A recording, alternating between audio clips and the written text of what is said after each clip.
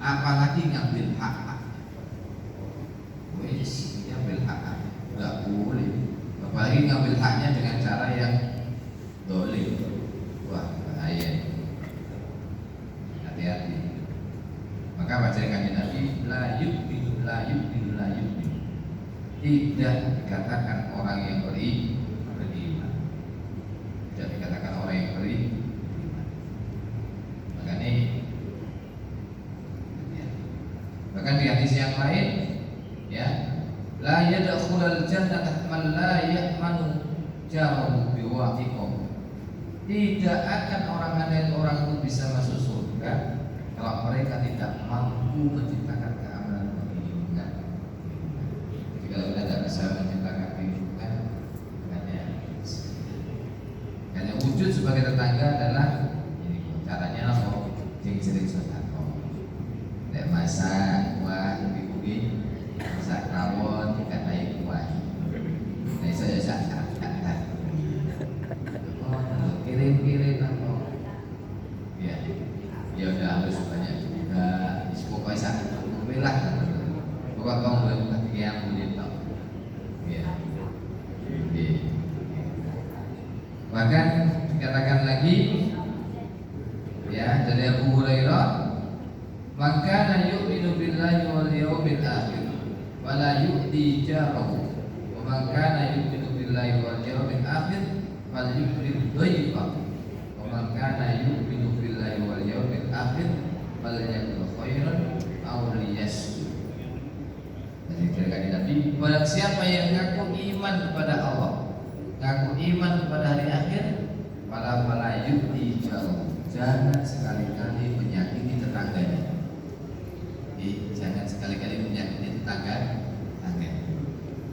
Wa man kana yu'minu billahi wal yawmil akhir falyukrim dhaifa.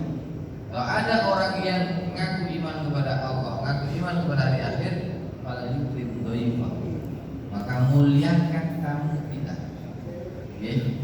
Muliakan tamu kita. Memuliakan tamu ini sangat besar. Apalagi kasih apa? Kasih makanan. Ngasih makan. Satu ceritakan, pernah diceritakan kalau ada ketika itu Nabi mau punya tamu, dia katakan, siapa yang mau jamu tamu saya?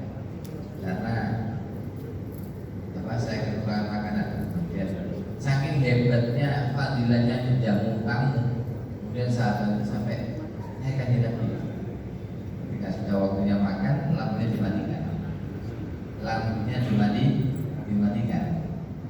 Nah, dimatikan, ditanya sama tamunya, kenapa kok mau makan lampunya dimatikan?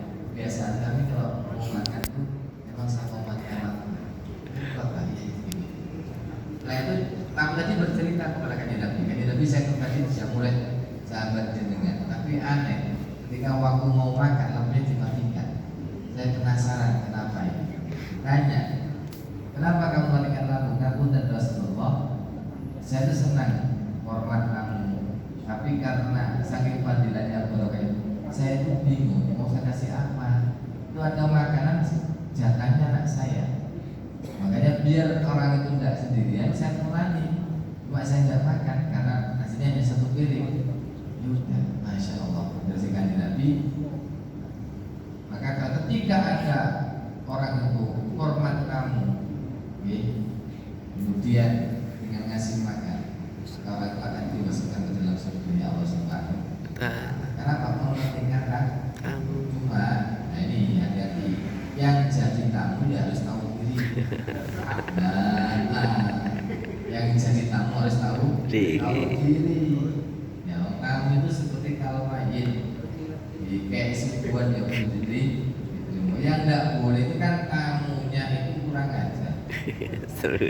Tamunya malah ngatur yang tuan rumah, apalagi tuan rumahnya mau diusir.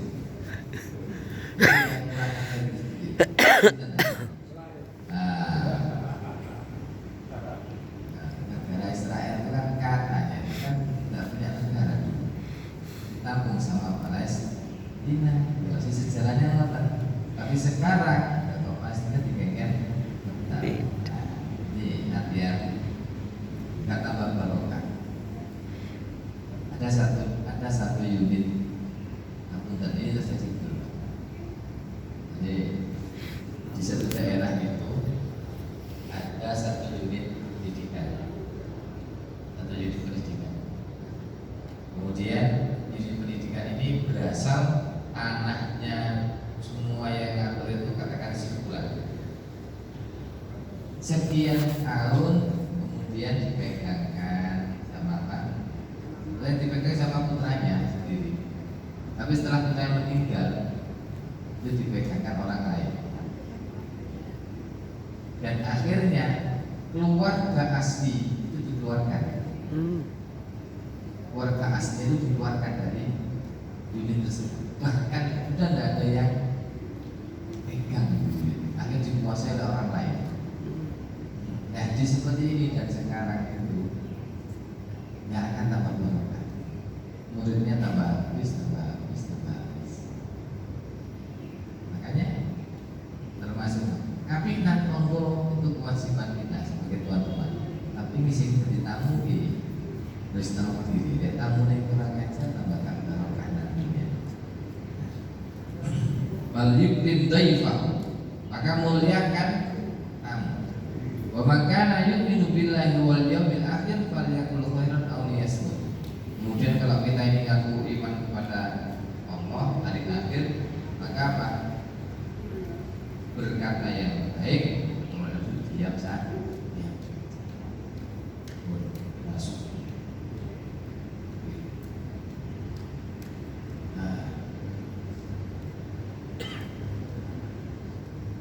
Siapa tetangga itu? Siapa tetangga yang bersikap baik? Kanjeng Nabi nanti tanggal katakan Nabi, ya Rasulullah, inna li jaraini wa ilayya ayyima hubbi. Kanjeng Nabi kira-kira tetangga kami itu seperti apa? Saya punya dua tetangga. Kira-kira yang berhak kami kasih terlebih dahulu yang mana? Qala ila aqrabihima minni baban, yaitu kepada orang yang rumahnya lebih dekat dengan pintu. Nah, ini kata Bapak Ibu, ini juga menjadi tata cara kalau kita mau bersedekah.